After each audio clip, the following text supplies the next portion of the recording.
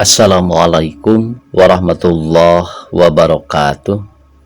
Pamirsa subscriber YouTube Mang Cecep Gorbacep anu satiasa tuhu manco di mana wae ayana.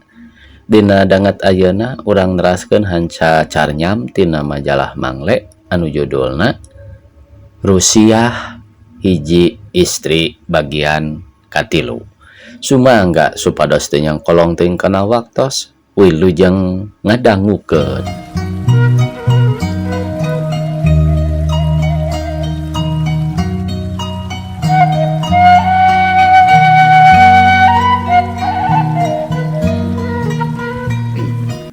Lah cepet teuing mah ceuk entin ka tukang beca. Mohon omong harja ngaheueuhan paminta entin ari dina hatena mah manehna teh nyarita kieu.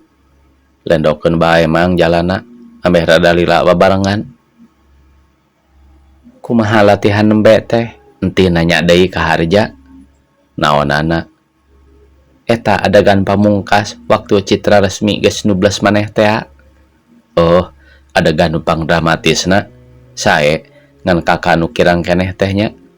Ah henteu, kakak ge tos sae. Apan harita teh wiganda nyaketan layon Citra Resmi teras ngaharuk. Tadi katinggal ku entin sae pisan ekspresina. Katinggal sedih nanya. Harja nanya jika nu hayang terus dipuji. Katinggal da sejeroni ngajolor teh panon mah meletet. Hei, na teu puguh primadona teh bet kitu. Apan paeh? Ah, da dina sandiwara paeh so teh walon entin. Na teu kengeng kitu meletet-meletet bae. Ditanya kitu harja nyerengeh. Bungah dina hatena mah asa dioconan ku kabogoh. Ketang can wanieun ari ngaku-ngaku kabogoh mah da entina jiga nu lindek japatieun. Nah nya entin bogoheun. Keur paheneng-heneng hatena mah harja teh nyipta bisa kumaha teuing bungahna. Upama bogohna ku entin dilayanan, tegasna teu bogoh no gencang. Asa kagebah lamunanana waktu entin ujug-ujug nyarita kieu. Cenah cek batur. Urang teh nyetel pisan main dina sandiwara. Getih Citra Resmi teh. Omongan nu pohara pikabungaheunana pikeun ceuli harja. Eta sorana halontur eusina kawas nu nangtang surti.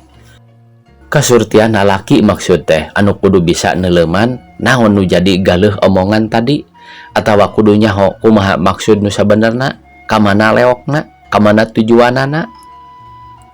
Tapi na deui ketang sok aya kapan nu surtina nyoledat asa surti tapi anggapan nu dianggap surtina nyalahan. Kitu deui pikeun harja harita. Nah enti nyaritana kitu teh kembang-kembangna tina bogoh atawa tambah eueuh pi omongeun bae. Upama bener kembang-kembangna tina bogoh serta ku harja dianggap kitu, eta surtina teu nyalahan. Upama lain tapi ku harja dianggap kembang-kembangna tina bogoh, hartina kasurtian harja teh nyoledat. Nu matak naon atuh hartina surti upama nu nyaritana dua jelema keneh mah. Beda badan, beda hate, nu sok pada silih sumputkeun maksud nu sajatina. Manasina laleur dina keler bisa katembong ti luar ari garantos hate. Memang nya harja ge nyahoeun yen loba babaturanana nu nyarita yen manehna jeung entin teh nyetel. Cenah mah rupana meh sarimbag deui tapi da batur mah maksudna oge ngajang jaruhkeun. Jadi teu beunang dipake calecer-ancer-ancer yen entin bogoheun ka manehna. Dan nu nangtukeun bogoheun henteu mah eueuh deui walti entina pribadi. Pohara hesena ngodok hate batur teh komo mun rek dikodokna rasa bogoh mah. Ieu deui harja teh kaitung can boga pangalaman kana soal kitu. Tumamu keneh meureun pibasaeunana mun semah teh mah. Ras deui manehna inget yen cenah nu kudu ngamimitian mere jalan teh kudu lalaki heula lain pihak awewe. Tapi nah aya rapet-rapet teuing bibirna saban rek pok teh geus gilig rek balaka ari geus gok jeung karipok beteu wani pok kitu jeung kitu bae. Mun dina nu rek gelut mah geus nyirintil sarta geus ngamangkeun peureup tapi ari geus sajekok-jekokeun beteu wani jekok kalah ka malengos deui ngajauhan. Tapi sanajan kitu tetep harja milih-milih wanci nu katimbang Mustari pikeun ngedalkeun tungkusan hatena. Yen manehna cinta ka entin juga babari pisan tapi hese ke nu rek ngajalankeunana mah kitu soteh meureun pikeun harja nu boga sifat eraan. Pantesna asa Mustari pisan peuting harita waktu manehna ngajajabkeun entin kana beca pikeun nyaritakeun tungkusan kalbuna teh. Da jigana bulan geges ngadengekeun bae sugan pok tapi nyaeta atuh. Kocapkeun ayeuna dina surat-surat kabar geus rame advertensi dina berita yen gending karesmen getih citra resmi rek dipanggungkeun di gedong Salaka Domas nu jadi Sri Panggungna Surtini Rukman nyaeta nu dientin-entin teh. Potretna mindang dipasang dina surat-surat kabar bari dihandapna mindang ditulis aktris in the year Surtini Rukman nu baris nyekel peranan citra resmi. Ari lalakina nu ditonjol-tonjolkeun teh daya deui Walti Raharja nu bakal nyekel peran Wiganda nyaeta hiji satria nu bogoh ka citra resmi tapi teu wani balaka. Nurutkeun lalakonna Wiganda teh milu kabubat nganterkeun putri citra resmi nu rek ditikah ku Raja Hayam Wuruk ngan kaburu perang manten jeung balad Majapahit nepi ka putri citra resmi Nobak Anjeun. Adegan pamungkas Wiganda ngaruk deket layon putri citra resmi keur kitu hiji jam paring ngeplesur plus manggang dada Wiganda. Kacaritakeun dina peutingna rek prungna manggung gedong Salaka Domas geus pinuh ku nu rek lalajo. Dagung geus muni ditukangeun layar geus siap-siap anu rek maranggung geus darangdan. Sutradara geus cuh-cih nguruskeun sagala rupana kaperluan sandiwara. Sanggeus kitu sandiwara ti babak ka babak jalan kalawan lancar pisan. Sambutan ti nu lalajo pohara gedena. Caturkeun dina adegan pamungkas nu jadi klimaksna dina eta sandiwara. Putri citra resmi nu diperankeun ku entin teh geus ngacungkeun patremna kari blas ditubleskeun kana dadana. Para pangiringna kabeh mereungpeun kawas nu teu kuateun nyaksian eta kajadian. Gending pamirig pohara pikakeungeunana ceuk putri citra resmi. Langit geus diturih ku ieu patrem. Muka lawangna geusan kami sumerah. Dada rek diturih ku ieu patrem. Muka lawangna nyawa kami nu pasrah. Blas putri citra resmi Nobak Anjeun gelik suling bangun nu kanyanyerian hawar-hawar degung nu turun ti langit lir nu mapagkeun nyawa sang putri. Keur kitu Wiganda lumpat ka dinya gagancangan barang red putri geus jadi layon pohara ngagebegna tuluy ngadeukeutan brek deku ngaruk. Jeroning kitu aya anggana Sekar ditukangeun layar. Kieu cenah Wiganda sang putri geus manjing langit. Wiganda di bumi aya nu leungit. Tidinya Wiganda dongko nompokeun bahamna kana cepil putri kawas nu rek ngaharewas. Kadenge deui anggana Sekar ditukangeun layar. Wiganda harewasna leuir teuing. Wiganda sang putri modei nyaring. Sanggeus kitu jap jempe suasana di panggung kacida sedihna. Hiji layon putri nu geus ngalonjor diteuteup ku hiji satria nu mika cinta. Sakali deui Wiganda nompokeun bahamna kana cepil putri. Ngong deui anggana Sekar nu tadi. Tapi sajeroning kitu Wiganda ngaharewas ka layon pokna. Kakak terang. Yen nu diharewasan ku kakak teh sanes layon putri citra resmi tapi entin ieu nu ngaharewas kakak harja kakak cinta ka entin. Layon putri citra resmi panonna meletet neuteuk Wiganda tidinya lambaina usik bareng jeung aya sora harewas. Entin terang nu ngaharewas biasa sanes Wiganda nanging Kang Harja entin ge sami cinta ka kakak. Nu lalajo kabeh bisa ngarasakeun suasana lalakon harita. Sabagian aya nu nepi karagrag Cipanon meureun bakat tingku bisa-bisana nu merankeunana boh nu jadi Wigandana boh nu jadi putrina. Tapi sabenerna duanana ge harita teh teu sedih teu sing. malah bunga pisan da geuning duanana pada kedal yen maranehna silih pika cinta. Keur kitu celep hiji jamparing keuna kana dadawi ganda bangkiung bangunahan ka nyeri sarta leungeunna nyakelan jamparing. Tidinya sanggeus nembangkeun hiji lagu ngagolepak deket layon Putri Citra Resmi.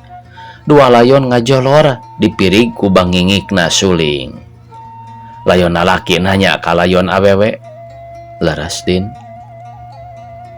Layon awewe nembalan, "Laras." Serelek layar nutup, ger keprok rame pisan. Sandiwara getih Citra Resmi geus lekasan kalawan sukses nu pohara gedena, tapi kabeh ge kaasup sutradara eueuh nu nyahoon yen dina adegan pamungkas aya paguneman nu leuwih endah ti paguneman meunang ngareka nu ngarang Sandiwara. Kitu soteh ceuk Entin jeung Harja meureun da saharewos jeung sarasa.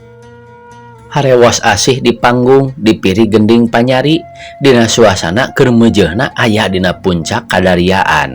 Piraku lamun teu nong toreng dina ceuli hate teh, boh keur Entin boh keur Harja duanana geus kedal harewos. Yen rek silih hariringan ati ku lagu asih, rek paguneman rasa ku ucap tresna. Si horeng di tempat hara-haraeun pisan antekna mah kedalna teh sakurnu ditungkus dina kalbuna masing-masing diheungheum sabheubel-heubel bet manggih wanci nu mustarina teh dina panggung Sandiwara. Geus kedal mah teu sakara-kara susah soteh ngedalkeunana pokna jeung milih tempat katut saat nu sakira utama. Nyati harita Entin jeung Harja mimiti bisa silih anjangan rasa silih jugjugan kalbu teh duanana pada nyaho.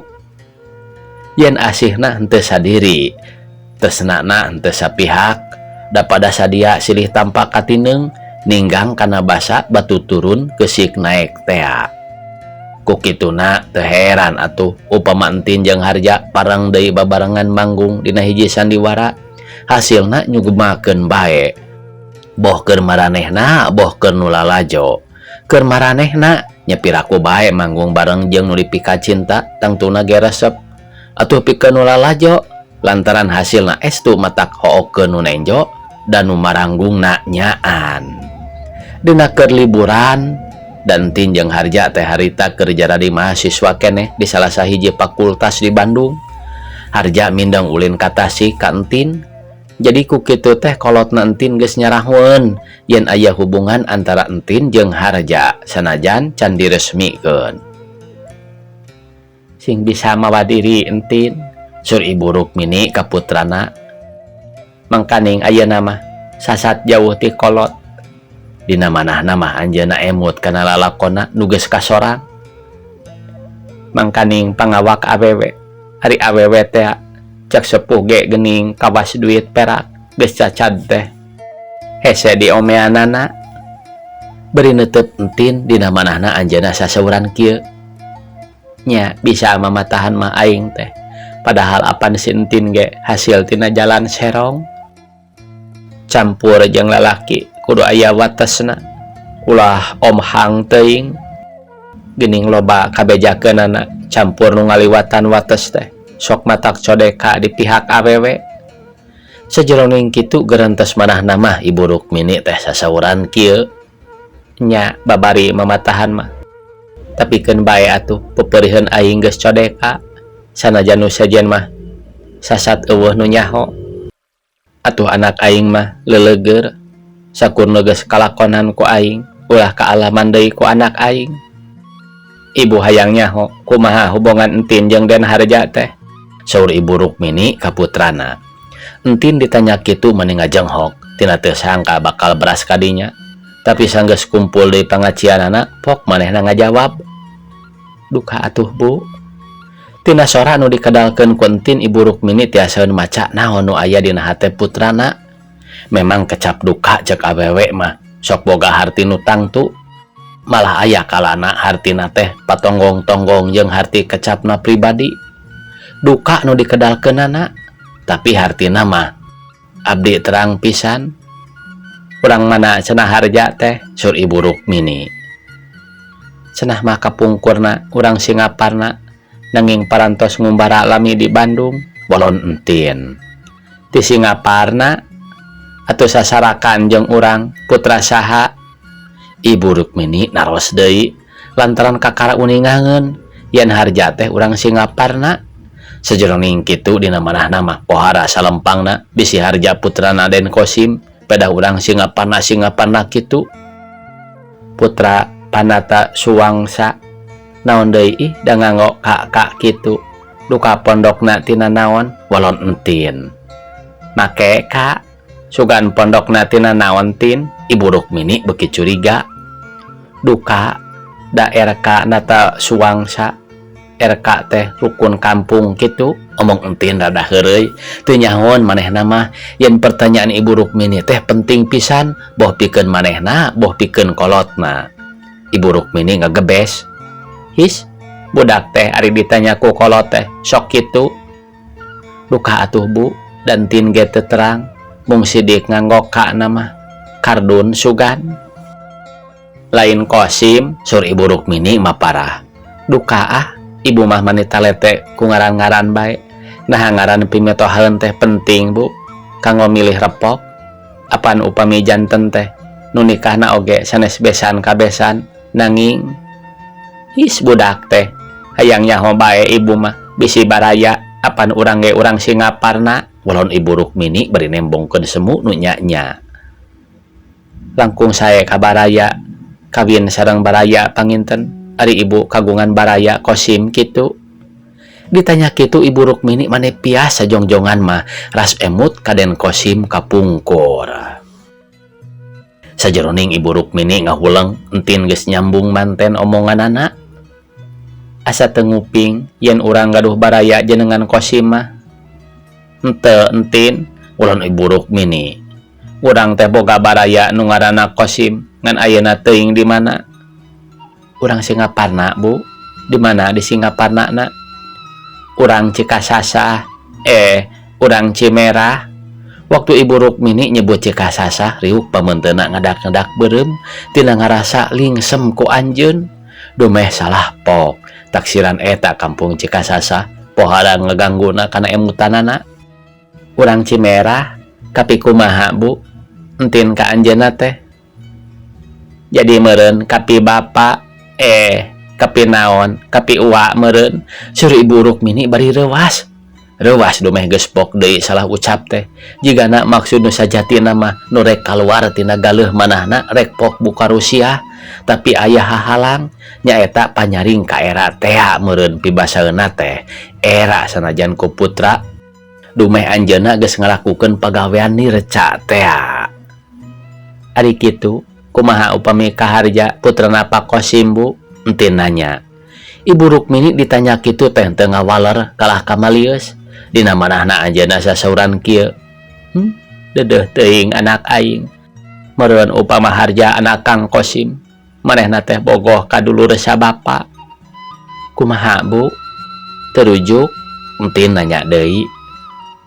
Ayeuna mah tin paluruh heula bae putra saha Den harja teh. Walon Ibu Rukmini bari ngaleos ninggalkeun entin. Beuki teh lah ayeuna mah yen nu mandul teh lain Ibu Rukmini tapi Parukmana lantaran entin teu bogaeun adik deui nunggal. Ku kituna atuh Ibu Rukmini beuki kandal kayakinanana yen putrana teh lain ti Carogena tapi ti Den Kosim teh. Persoalan anyar anu jadi emutan Ibu Rukmini nyaeta hubungan antara entin jeung harja. Nu dipikarisi sieun nya harja teh putra Den Kosim. Nah Ibu Rukmini rek ngantep putrana kawin kalanceukna pituin kacida teuing. Kulantaran kitu hal ieu kudu dijaga pisan ulah nepi ka kajadian. Jalana hubungan entin jeung harja kudu pegat. Ngan kumaha megatkeunana? Mengkaning katembongna entin estu madep pisan ka harja teh. Upama dititah megatkeun atuh sasat nitah megatkeun tatali asih, megatkeun kanikmatan anak sorangan. Tega kira-kirana? Waktosna kabujang sae pamiarsa. Sakitu anu tiasa kapihatur. Wassalamualaikum warahmatullahi wabarakatuh.